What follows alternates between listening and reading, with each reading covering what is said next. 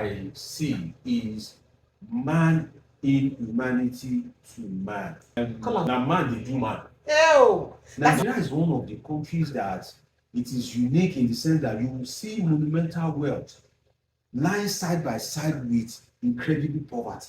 For me, it has been very disappointing because it was asserted that democracy is supposed to bring development.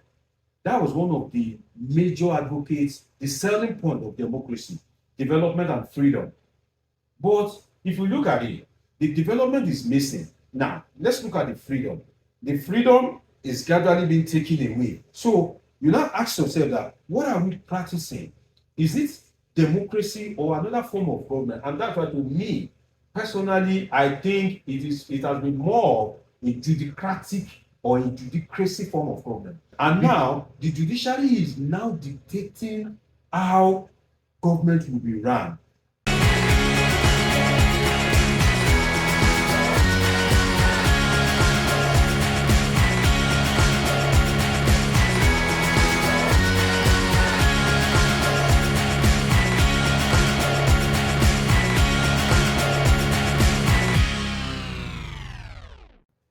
Welcome to Precious AETV. So today on Precious AETV, we'll be looking at a couple of issues. And of course, I lay here with my number one Obonge guest, who ginger me to start this channel, Dr.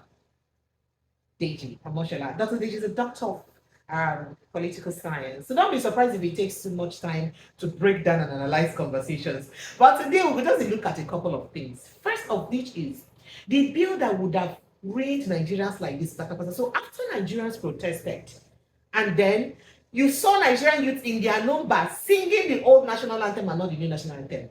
Your speaker, House of Representatives, Tajudeen Abbas, I don't know what happened. She had just almost been one smuggling a bill where it be say the bill they meant at ensuring say it put up a jail term for anybody where it be say protest, organize any protest, any kind of roadblock, any kind of stuff like that. Plus, the bill too make a criminal offense if you no sing national anthem. Meaning say, if you not submit this new national anthem, we people they call Tinubu national anthem, and you go sing the old one, wahala for you, na jail you they enter so. So many other things in the bill talk, like if you not say, oh, I don't want to stay in this country again, I want Yoruba nation, you are in trouble, na jail, na get you. All those things, now they most trouble into bill. But at the end of the day, Nigerians protested and resisted. Well, the good thing is that it's now been cancelled. And plus, did you know that your senators actually earn almost 22 million naira in allowances and salaries every month? Remind me how much the minimum wage is again. I mean, the new minimum wage that the president graciously granted and approved for Nigerian civil servants, 70,000 naira. Laughable, right? Well, that's where we are. Dr. Deji, welcome. Thank you so much for joining us. Oh, did I also remind you that your former heads of state in the Council of State meeting had to say that they are giving, they vote thumbs up to President Bola Ahmed Tinubu. Say, they do well, they do good, well. Plus, they now said that, you know what, that protest that happened, that it was an attempt to change regime and collect power from President Bola Ahmed Tinubu. You may not be surprised to hear that because, after all, the NSAS was also supposed to be a regime change and children who wanted to take over from President Muhammadu Buhari, if you go by what he said during that NSAS protest. So are you surprised? Your guess is as good as mine. Welcome, Dr. Deji. Thank you so much for joining us. So let's talk about this issue. Where would you want to start? From the beginning or the beginning? Well, anywhere you start. Okay, so let's go. Let's look at the State Council of State meeting. Did you believe, or are you of the opinion too, that the Council of what the Council of State said, that the protesters or the end-back governance process is concluded, it's aimed at a regime change, especially considering the Russia flag flying and all of this issue?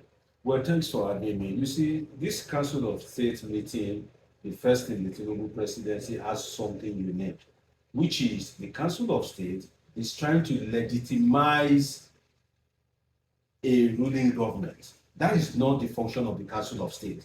The Council of State is to deliberate security issues, economic issues, foreign policy, pressing issues that would make the country get its rightful place in the Committee of Nations.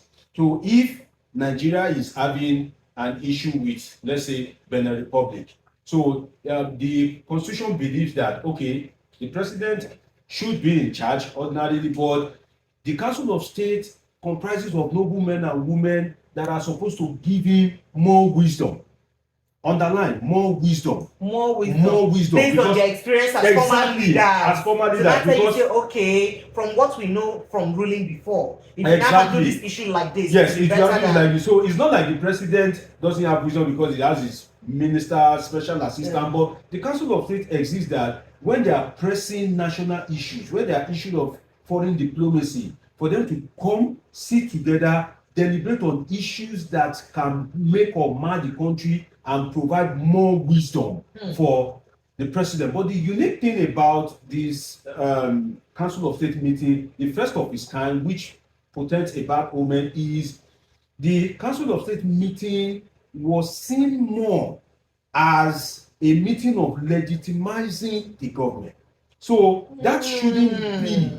You shouldn't see that the Council of State to now be passing vote of confidence. Is there a doubt on the government? And what is the population of the people that comprises the Council of State compared to the population of Nigerian people in a democracy? So if we now kind of like organize a Council of State meeting and that Council of State now turn into a meeting whereby they are now legitimizing the government of the day, it shows that something is either wrong in the presidency or something is wrong with the government as a whole, because it is a waste of effort. How can you bring in Goodluck Jonathan from Otueke, you bring in Muhammadu Buhari from Daura to come and legitimize your government? No. The Nigerian... Was the government in contention anyway? Well, I think I can't remember if that government. Well, I think the Supreme Court had already ruled that it was over. The Supreme Court has already, and the thing is, what I see about this presidency is, rather than focus on action, legitimacy ought to naturally come from the people after the election. But what I've seen is a government trying to legitimize itself. Legitimacy doesn't come from you that enjoys it. Legitimacy comes from people. Like it is like a gift, a willing gift that is bestowed on you as a government. But you see that during the End Bad Governance protest, the government was saying, oh, this protest it has political undertone. So they try to legitimize the government. They try to play down the inefficiencies of the government by bringing in politics. The truth is, could there have been political undertone? I would say it is more of maybe than maybe not. Is there any protest without political undertone everywhere in the world anyway? Yes, let's look at it. Yeah, that's what I'm saying. That protest everywhere in the world does have a bit of a political undertone. That's what I'm saying, that it is more of maybe than maybe not. So now in this case, that if it is maybe, you now have to look at the percentage of politics involved. I would have expected the political assistant of the president to have seen and examine what are the organic interests, the organic views, by comparing the price of goods and services before the president was sworn in to date, and now looking at the political undertone and leaving that to the DSS. So marrying the agitation of the people, the actuality of the agitation of the people, and what the political interest may be. If there is... Yes, I must add that. So more like weighing both options. Yes, I must add that the government itself that is crying that there's a political undertone, it itself more political than the opposition that is trying to blame it on. So bottom line, what's your scorecard on what the heads of state, the Council of State said? Well, I would have loved a situation whereby I get to hear something more meaningful from the Council. Remember, they did not speak directly.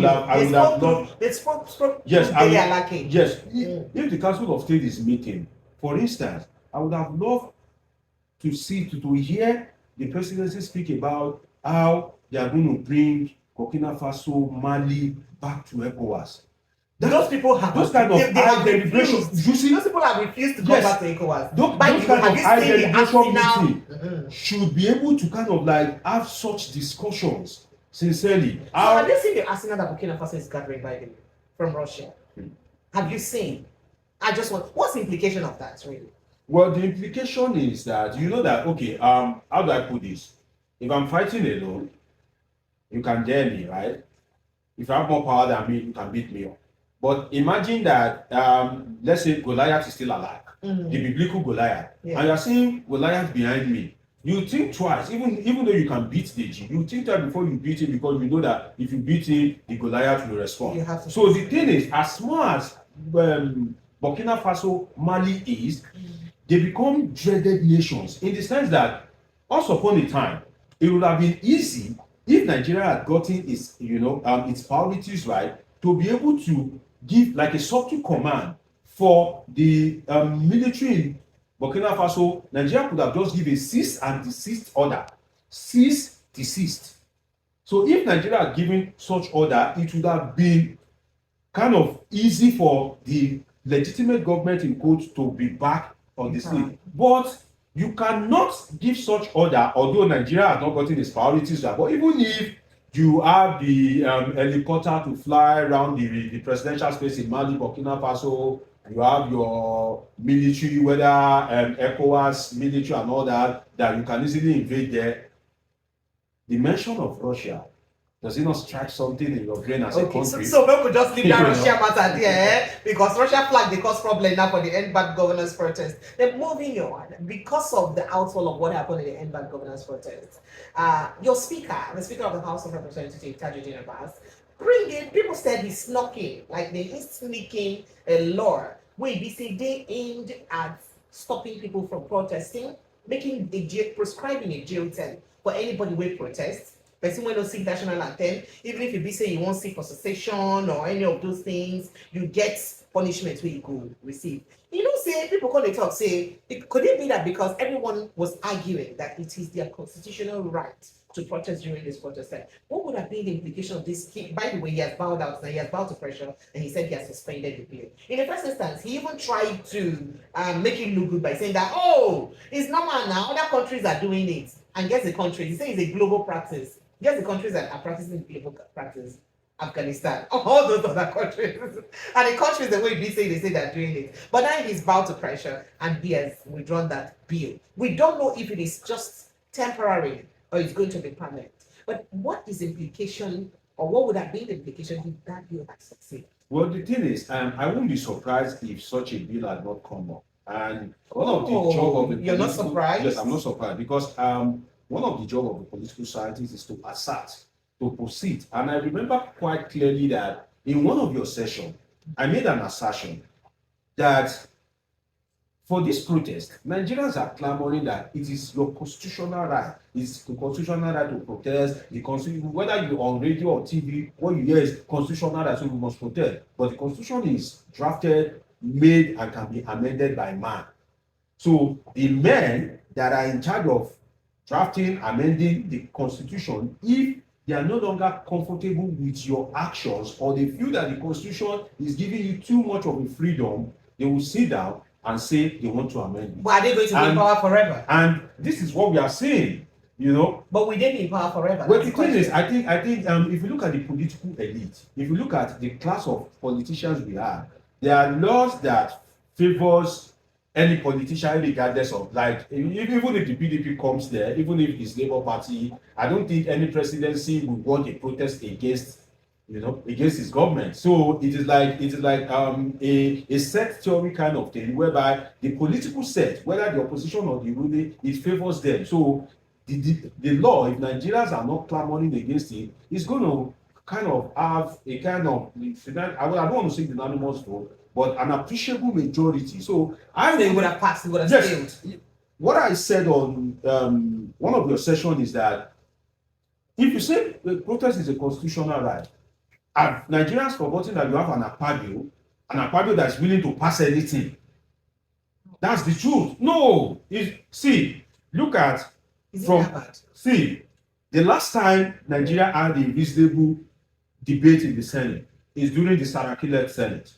Do you not think that was because of the face-off between him and Buhari at that time? Because of how he came into power, you remember that story? You see, that face-off itself, it's some of the things that Nigeria needs at times to get the best out of government. To solidify our democracy. Yes. APC at the time, usually have their way, but before they have their way, Saraki will subject the topic to a rigorous debate. So there's a thorough check. Yes, so you always have something to kind of like look out for in the Senate. It is interesting to watch whether you are a political scientist, sociologist, He's or a interested very mind. brilliant man, but Yes, he's very it is very interesting to watch at that point in time. But when Ahmed Lawan came in, and now we have Godswill Akpabio, we have a Senate presidency that is willing to pass anything. So if the Senate can wake up, do you know the problem of Nigeria at the moment? If the Senate can wake up and say, oh, what we are thinking of today is to pass the old national anthem, and they pass it almost immediately, within an eye twinkle. Did you not hear when Akpabio said that he could stop banditry? If the national anthem could stop banditry, could have stopped banditry. Return. You didn't hear that part. Fresh of which state are you from? I'm suspecting that from Akwa Ibom. And open your email. You know you have to open your email. Pastor Akpabio, no, Pastor Akpabio has sent. I've sent a mailbox to that email. You are disguising because of bandits. Email from the Senate. No, you are disguising so that bandits won't kidnap you. I know what you are doing. Email from Senate does not enter this kind of small phone. It doesn't enter. So you know, you can imagine the kind of silly excuse that we give that such bill could stop banditry. You know, and then at the end of the day, bandits are still ravaging societies. Did I tell you, just within the week, over 40 people were killed in a village in Benue State. You see, a village was cleared in Benue. You see, still the clearing of villages. I remember when it started. If you hear that, oh, bandits killed 5 people, Nigerians will shout, oh, 5 people, 1 black. But now, sadly, Nigerians are used to it. No, God forbid. If they say it in the news, there's no long, there's no more agitation about it. So it's a norm it has now. become a norm. Nigerians are used to it. What you hear is how many people died. Much finished last week now. For Zamfara, I do like saying assisted them. God forbid. So let's get back to Tajudeen Abbas and that's wicked bill he was about to. Well, I'm not surprised about the bill. It's expected because so like what would have happened? What would have happened if he had skilled? That's the point. Well, if he had what skilled, would have been the nature of Nigeria and Nigerians in the present administration, based on the works of the present administration, if that bill had skilled? Okay, 2 questions in one. Yeah. First, what would have happened if that bill had scaled through? What would have happened is Bola Ahmed Tinubu rejoicing, smiling, sipping tea, coffee, or his choice of drink, bringing out his pen and ascending to it. That is what would have happened. Now, the implication if it had sailed through, which is your second question, is that, you see, when you suppress people, it's just as if someone is beating you and telling you not to cry. You get as that beating will enter your body. You understand? You go vibrate. Explode. Yeah, you go explode. So if that bill had scaled through, what we would have had is Nigerians that would be kind of like very disgruntled, and any little irrelevant, insignificant, minor thing will just lead to a revolution. It will not be planned. When there's so much grievance, you are angry, I'm angry, the producer is angry, everybody is angry. It will just take a little time for the studio to explode. You can just smack someone a little bit and the person will get anger, but because all of us is angry and we're like, oh, why are you talking to me like that? Why can't I talk to you like that? Before you know it, flames everywhere. So that is why in a democracy, you kind of like give room a little bit for people to express themselves. And that's why scholars have started that, yes, the ruling will have their way, but other people will have their say. So protest is you having your say. And the kind of presidency that we operate, whereby the president himself is always on his high horse, its aides are always kind of like, obstructing his view. And so you think that detached from the realities of the people? See, if these protests have achieved anything, one of the things it has achieved it has passed a signal to Bola Ahmed Tinubu that first, the honeymoon is over. Every government has its own honeymoon. When Bola Ahmed Tinubu removed the first subsidy, it's not a magician. It's not like he has the magic wand, but it is honeymoon period. Every government has its own honeymoon period. Now, so that's what people do not immediately. Yes. Okay, let's see what will come out of this government. But now it shows that the honeymoon period is absolutely over. So if that bill has scaled through, we would have most likely have a revolution. And another thing is, if that bill has scaled through, we would have like an unconscious increase in crime. Because when people are supposed to go out and protest, but you have suppressed their right to protest, and they can't hear their views, and they are to survive you just see that somebody that is not stealing before would naturally, start small and start stealing. You see that guys will go out in the evening looking for phone to snatch, handbag to snatch. So it would have naturally increased the criminality, because no matter how human beings will always come out with one or two ways at which they can survive, no matter how difficult the situation is. The thing is, whether it is legit or illegit, informal or informal is another thing. But the thing is, if you look at Nigeria, people have always been unemployed, people have always been underpaid. But when last did you hear in the news that, oh, somebody was just walking on the street and he died? So how are people surviving if unemployment is about over 40%? That shows that there's an existence of an informal economy. So what would have happened if you suppress people's expression, if you suppress people's opinion, you would have increased the stake of the informal economy.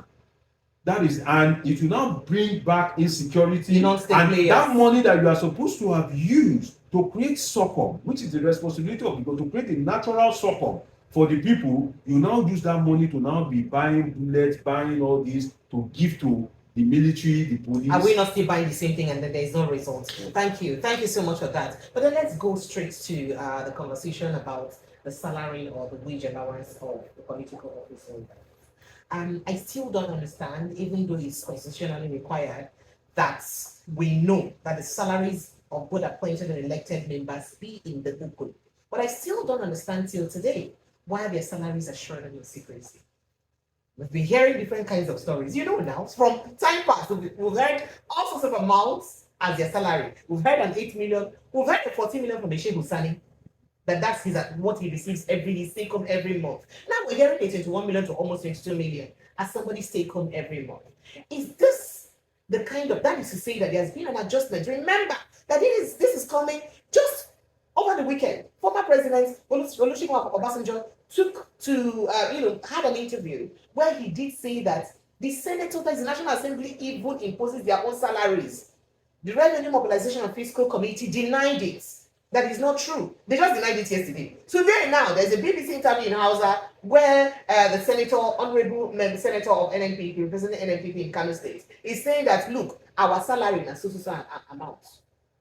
Well, so he said in their salary is supposed to be 1,060,000, but that by the time you remove taxes and other cuts and all that, it reduces to 600,000. But that their entire take home for the month is about 21 million plus.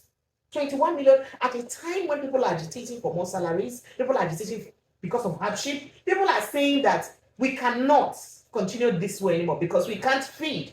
And then civil servants who work their heads out and about 70,000 naira a year, and we're paying senators 21 million naira take home.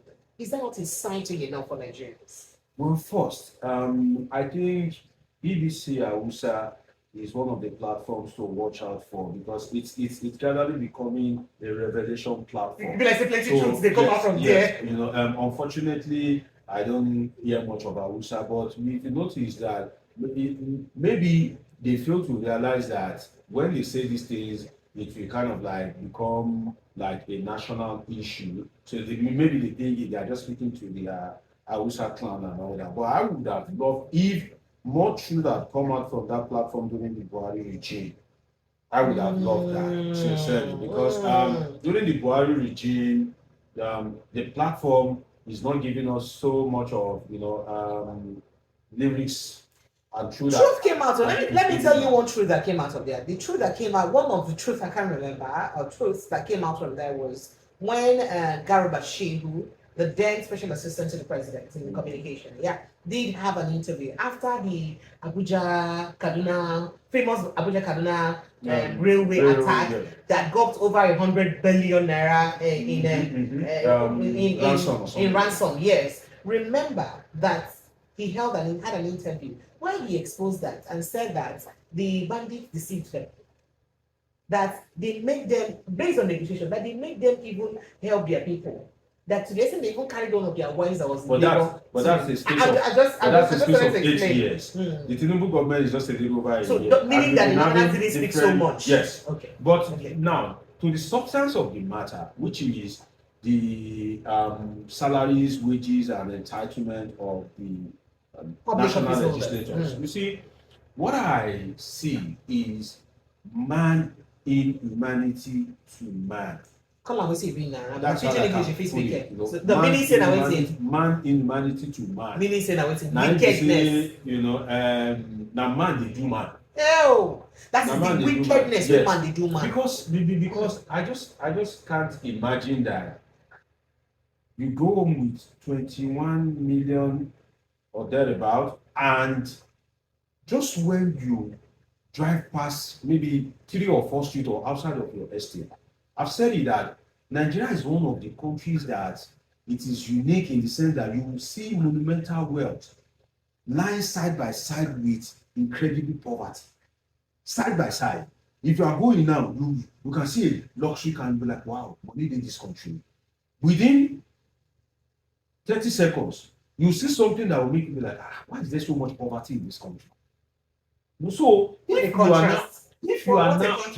you are now opportune to govern in such a country, and you can go with 21 million naira, it leaves much. And so now what's in it? You are saying people should not protest. So that's actually why I raised this conversation. You are saying people should not protest. And you're trying to make it criminal. It is in 2 ways. It's either people protest or they are thinking of how to join politics. But now I'm thinking Precious did not protest. So maybe Precious is thinking of how to join politics. Oh, Dr. Deji, you just don't like to whine. No. In that kind of condition, it's either you protest or you'll be strategizing that, money did this game. If I get opportunity, maybe I can enter this game. Now, the thing is, I believe that Obasanjo could have helped lay a bit of solid foundation that it becomes a standard. You know, if you work here and you create a standard, the standard over time becomes a norm. Yes, it becomes another person that is coming in, another person that is coming in will be thinking of how to beat that standard. Dr. Deji, can you give me a high five? Thank you. You know why I said this? I have often advocated and said that the reason why we have the kind of policy somersault, the reason why we have the kind of lack of functional systems that we have today is because of Obasanjo. I'm sorry to say. He had all the opportunities in the world to write it because he was the first democratically elected president we have in this dispensation. Yes, so he would have done all the rights. Yes, I believe that if he was also selfish on his own. If Obasanjo had set some particular standard, it would have been very difficult for those coming after him to fall below such standard. Now, Obasanjo imagine the problem when he gets with Waziri, the woman where he say he put for inside EFCC at the time when he put her for EFCC. When Obasanjo started, I think it was more about securing his government. It was more about satisfying the various ethnic, and social interest in the country. That was why he bowed down to the introduction of Sharia, despite the fact that it's against the constitution. And then OD is not a social interest enough to bow down to. No, the thing is, you understand that of OD, I think it's a matter of ego, in the sense that because he is a retired military general, we know that military have this over bloated ego. So maybe the way he reacted, Tinubu, Yaradua would have reacted differently. It's just as if you are a president now and a journalist is being brutalized. The way you will react will most likely be different from me because I've never been a journalist. So you are going to take it very personal, as if you are the one that has been brutalized. So the case of OD, I can kind of reason a bit with Obasanjo, although the presidency, you should have a kind of temperament before you can be put there. Because after God, as they say, it is government, and for you to wear so much power, the Nigerian president is one of the most powerful presidents. So that temperament should be in check. You should have that political maturity. So we can say that for the OD case, that is missing. But at the same time, you see, in a country like ours, we need some certain crucial things, which is leadership. Leadership is missing. And because there's a vacuum in leadership, that is why the hoi polloi, the talakawas, the mekunus, the have-nots are now kind of set a standard for leadership. So it is not the protesters that should be setting the standard. It is believed that before you contest, before you emerge, before you have walked through life to come by the presidency, you would have gained some wisdom, some skills. But if those are missing, that means you have passed the buck to the bread seller, the plantain seller, who comprises the masses, to now say, no, this is bad governance, but we know what good governance is. So follow this way. This is what good governance means. So I believe that government as a whole, we need, you see, for me, it has been very disappointing because it was asserted that democracy is supposed to bring development. That was one of the major advocates, the selling point of democracy, development and freedom. But if you look at it, the development is missing. Now, let's look at the freedom. The freedom is gradually being taken away. So you now ask yourself that, what are we practicing? Is it democracy or another form of government? And that's why, to me, personally, I think it has been more a judicratic or a judicracy form of government. Because if you look at it, the judiciary has been used as the unusual, the unnecessary saving grace when it matters most, whether it is legitimate or otherwise. If people want to protest and you don't want them to protest, you run to the judiciary. If you conduct an election and want to ratify it, you go to the judiciary. So talking about protest, are you aware that just a moment. And now the judiciary is now dictating how government will be run, which is this local government, something that was passed, which is against the dictate of the constitution. You see, in a democracy, the judiciary is to interpret the law that is already there and made an enacted. Precious. Yes, sir, please. This is very important to me, yes, because most times what I see on here is lawyers, which, well, maybe by loyalty to their profession, defending whatever comes out of the Supreme Court.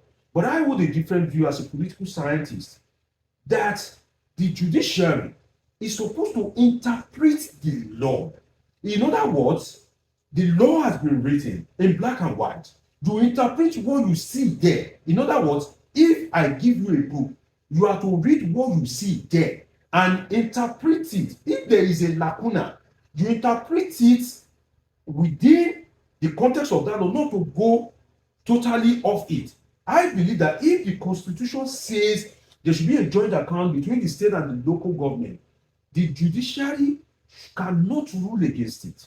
What the judiciary could have done is to make sure that the motions is being set in place for there to be a constitutional amendment. But if the constitution, the ground norm, says there should be a joint account, if the judiciary says no, you now create a lacuna whereby people will be confused who they should obey. Is it the constitution or the dictate of the Supreme Court? And in this case, the Supreme Court itself is, do you know, the case is being sat on by, let's say, 7 men. The Constitution in a democracy, if we have a real Constitution, is a product of the society, is a product of consultation, is a product of a social contract theory between the people that are being governed. So if the judiciary is now playing, unfortunately, the role of the legislature, if the judiciary is now imposing a fait accompli on the legislature, because now the legislature has to amend the law according to the dictate of the judiciary. Instead of the judiciary to interpret we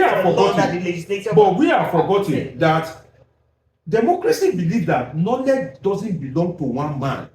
That is why there is separation of powers. So if the judiciary is the one limiting protests, taking the right of the people away, if the judiciary is the one ratifying election, also taking the right of the people to vote to elect their leaders in the democracy, if it is taking it away in that regard, if the judiciary is the one selecting who will be governor, who will be president, if the judiciary is now dictating how government will be run, what do we have? That's a judicracy. That's a judicratic system of government. So if we continue to have that, what we will have is the judiciary will begin to lose its respect. Okay, so Dr. Deji, let's quickly go back to that conversation about the salary of the legislatures. So what do you make of all of this back and forth with yourself. Well, I believe Shehu Sani said 14 million, this man is saying 21 million at a time like this. First, I believe we should have a unicameral legislature, which is one legislative house. So either the House of Assembly or the House of Rep or House of Senate. Yes. And I also believe that we should have what I can call a maintenance department in the National Assembly. Because, for instance, we have Nigerians that have been using a particular car for 10, 20 years. So if you buy a new car, SUV, and after 4 years, you are budgeting to buy another one, what happened to the one brand new tear rubber that you bought less than 4 years ago? So instead of we buying cars every time, what I want to see is a unicameral legislature and a maintenance department whereby we don't need to be buying computer every time. We don't need to be buying laptop every time. If the laptop is faulty, take it to the maintenance department. Let them say what is wrong with it. Let them fix it. And if you are leaving office, drop the laptop. Then the person coming in, the maintenance department that already formatted, fixed it, you give it to that person. The car, the maintenance department will make sure that it is working fine. Give it to the next coming senator. Not that that will save us cost. But a situation whereby, you see, and that is some of the reason why people want to die because of election. Nigerians are very smart people. If politics is not profitable, I can tell you some of these guys that you see that are dying to occupy political offices, you won't see them there. Anywhere you see Nigerians, na them money dey. All right, don't do make we end am here. Don't do it. Thank you so much. Like say money dey journalism. That's why I'm saying. Lie, don't rewrong fake news. Dr. Deji, I appreciate you. Thank you so much. Always. Dr. Deji is a doctor of political science. I say that with pride, and you hear the way he breaks down analysis. He do it like like say he teach the team for inside class. Well, if you miss this, you miss everything else. Thank you so much, Dr. Deji. And thank you for always joining us. Thank you for getting me to 3,000 subscribers. I appreciate you. Like, comment, and of course, always share if you can.